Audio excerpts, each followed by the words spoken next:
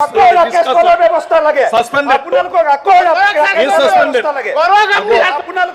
ৰাকেশ পালৰ ব্যৱস্থা লাগে পেটৰ কামুৰি তাত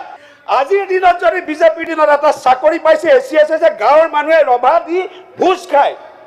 যে জানে যে এই ল'ৰাটোৱে মেধাৰ ভিত্তিত পাইছে আৰু আপোনালোকে কয় আপোনালোকে নীতি দুৰ্নীতিৰ কথা আপোনালোকৰ মুখত শুভা পায় নেকি আপুনি কওক না দুৰ্নীতি হোৱা নাই এখন সভা এখন প্লিজ এটা ডিসকাশন প্লিজ আপোনাৰ পেটৰ কামুৰিটো বুজি পাইছো বিপ্লৱ শৰ্মা আয়োগৰ যি প্ৰতিবেদন আছিল সেই প্ৰতিবেদন মূলতঃ সদনত দাখিল কৰাৰ যি দাবী আছিল সেয়া বিৰোধী দলপতি দেৱব্ৰত শইকীয়া আৰু বিৰোধী দলৰ সদস্যসকলৰ আছিল তেওঁলোকক মই বিশেষভাৱে ধন্যবাদ জনাইছো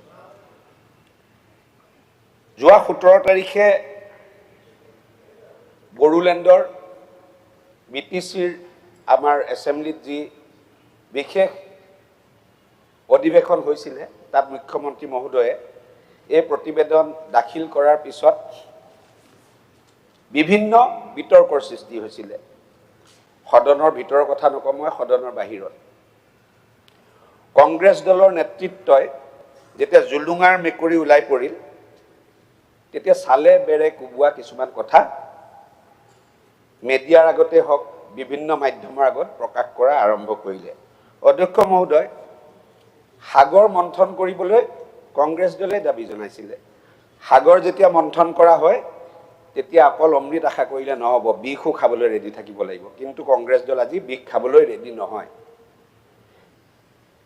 আজি আপোনালোকে যদি বিপ্লৱ শৰ্মা প্ৰতিবেদনৰ ওপৰত চাই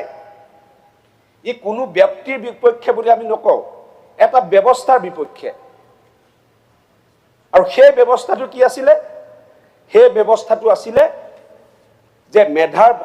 কোনো মেধাই কেৱল যোগ্যতা নাছিল যোগ্যতা আছিল পইচা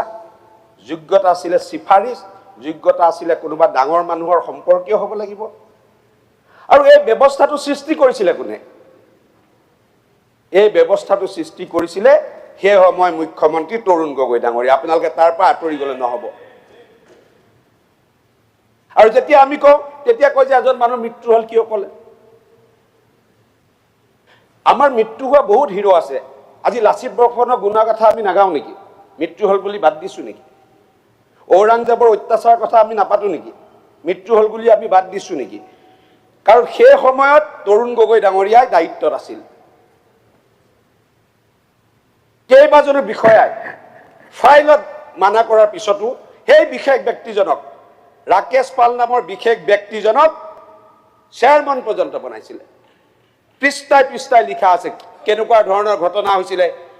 আলংকাৰৰ কথা আছে মই নাযাওঁ সেইবিলাক ব্যক্তিগত বিষয় ক'ত বিয়াত কি উপহাৰ দিছে নাই দিয়া আমিও কংগ্ৰেছত 20-25 বছৰ দিন আছিলোঁ তেনেকুৱা বিয়াত আমিও নিমন্ত্ৰিত হোৱা নাছিলোঁ বেলেগ কথা এইটো কোনে কাক বিয়াত কাক মাতে সেইটো তেওঁলোকৰ ব্যক্তিগত কথা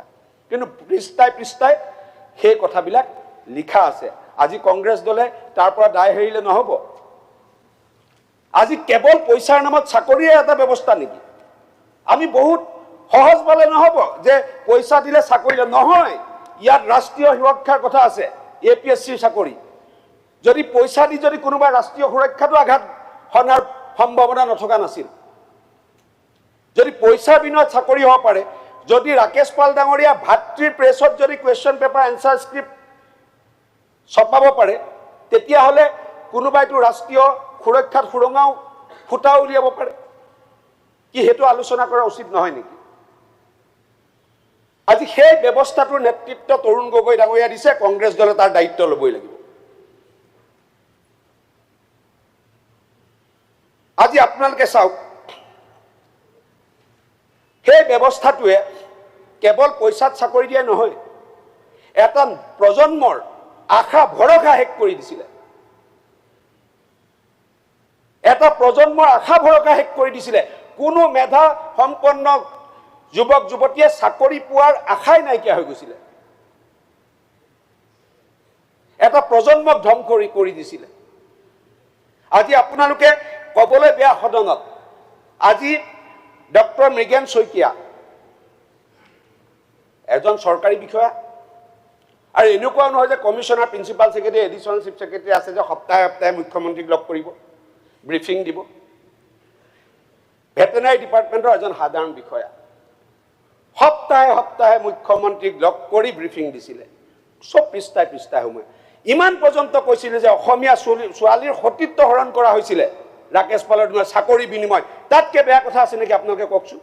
দায় হাৰিব পাৰিব নেকি কংগ্ৰেছ দলে আজি তেওঁলোকৰ স্থিতি চাওক আৰু আমাৰ ভাৰতীয় জনতা পাৰ্টিৰ স্থিতি চাওক এই প্ৰতিবেদন হোৱাৰ পিছত ইয়াত আমাৰ বিজেপি মানুহৰো নাম আছে মই নাই বুলি কোৱা নাই কোনোৱে দায় হৰা নাই কিন্তু আমাৰ দলৰ সভাপতি মই নাম নকয় সদনৰ সদস্য নহয় কাৰণে আমাৰ দলৰ সভাপতিয়ে 24 ঘণ্টাৰ ভিতৰত প্ৰেছ মিট কৰি কৈছিলে যে আমাৰ দলৰ শীৰ্ষ নেতা এজনো যদি ইয়াত জড়িত থাকে আমি অব্যাহতি দিম দলৰ পৰা আঁতৰাই দিম কিন্তু সেই কংগ্ৰেছ দলে যাৰ দিনত এই কেলেংকাৰী সংঘটিত হৈছিলে জল পটকৈ সকলো কথা ওলাই আছে আৰু সেই কংগ্ৰেছ দলৰ সভাপতিজনে বিপ্লৱ শৰ্মাৰ দৰে এজন নিকা ন্যায়াধীশক তেওঁ বদনাম কৰিবলৈ কাৰণে বিভিন্ন ষ্টেটমেণ্ট বাহিৰত দিছে তাৰ মানে কি কংগ্ৰেছ দল দুৰ্নীতিৰ পৃষ্ঠপোষক কংগ্ৰেছ দল দুৰ্নীতিৰ পৃষ্ঠপোষক তেওঁলোকে জানিবই লাগে বাৰে প্ৰতি মুখ্যমন্ত্ৰী মহোদয় সেইদিনাখনো কৈছে যে বিপ্লৱ শৰ্মা আয়োগৰ প্ৰতিবেদন মই সদনত এই কাৰণে দিব বিচৰা নাছিলো যে তাতে তৰুণ গগৈ ডাঙৰীয়াৰ গোটেই কুকীৰ্তিখিনি জল পটকৈ আছে কোনে ডিমাণ্ড কৰিলে কোনে হেঁচা প্ৰয়োগ কৰি এখন প্ৰতিবেদন ইয়াত দাখিল কৰিবলৈ বাধ্য কৰিলে আমাৰ বিৰোধী দলৰ দলপতিগৰাকী তাৰপিছত বাহিৰত এতিয়া কথাটো এনেকুৱা যে কংগ্ৰেছ দলৰ অসুবিধাটো ক'ত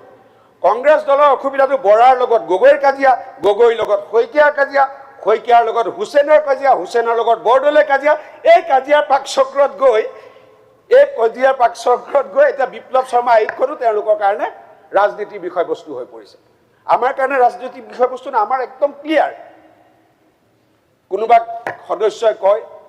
যে মুখ্যমন্ত্ৰীক টানিব লাগে আৰে আপোনালোকৰ শত্ৰুজনক মাৰিবলৈ আছে মাৰক না কাৰণ আমাৰ মুখ্যমন্ত্ৰী বুকুৰে ভেদ হৈহে যাব লাগিব এটা বিপ্লৱ শৰ্মা আয়োগৰ ৰিপৰ্টত মুখ্যমন্ত্ৰীৰ নাম নাই বোলে 15টাকে পোষ্ট তেওঁ দিছিলে শুনক আপোনালোকে বহুত কথা নেজানে এই মুখ্যমন্ত্ৰীজন কংগ্ৰেছৰ দিনত থাকোঁতে লাখ হাজাৰ চাকৰি নিকা পদ্ধতিৰে টেটৰ দ্বাৰা দিছিলে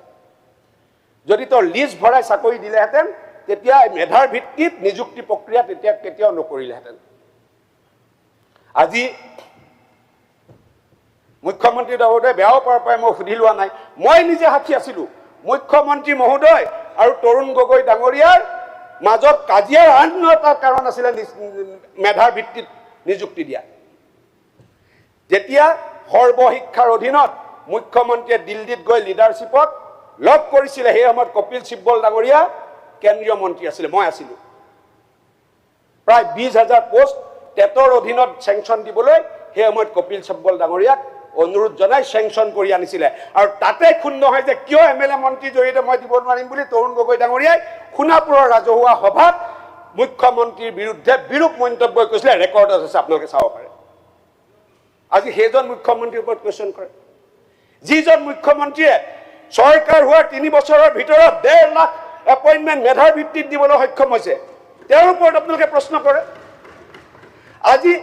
কংগ্ৰেছৰ দিনত মোৰ ঘৰৰ ওচৰত যদি কোনোবা এটা ল'ৰাই গ্ৰেড 4 চাকৰি পায় যদি গ্ৰেড 3 চাকৰি পায় এচিএছ পায় বু বা কৰিছিলে কোনো মানুহ তাত খবৰ ল'ব নাছিলে মানুহে জানিছিলে যে ক'ৰবাত যোগাৰ কৰিলে হয় কাবাক পইচা দিলে হয় কাবাক আছিলো প্লিজ একদম মই আছিলো কংগ্ৰেছত মাফ কৰি দিয়ক মই ইমান বেয়া দলটোত আছিলো আপুনি কিয় মই মানি ল'লো ন আছিলো কংগ্ৰেছত আমি চাকৰি দিয়াত নাছিলো আজি মোৰ ঘৰৰ ওচৰৰ ল'ৰা এটা যদি কংগ্ৰেছৰ দিনত চাকৰি পাইছিলে তেতিয়া বু বা কৰিছিলে কোনো খবৰ ল'ব যোৱা নাছিলে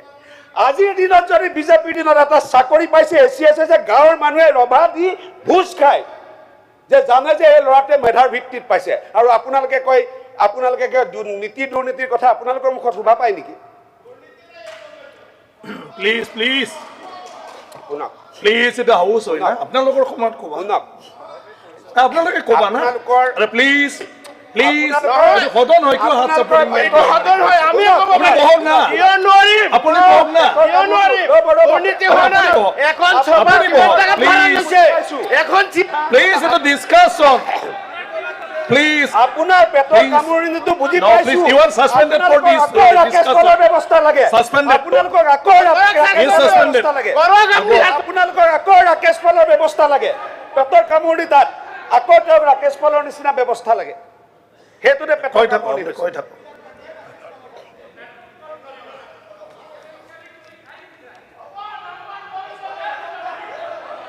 প্লিজ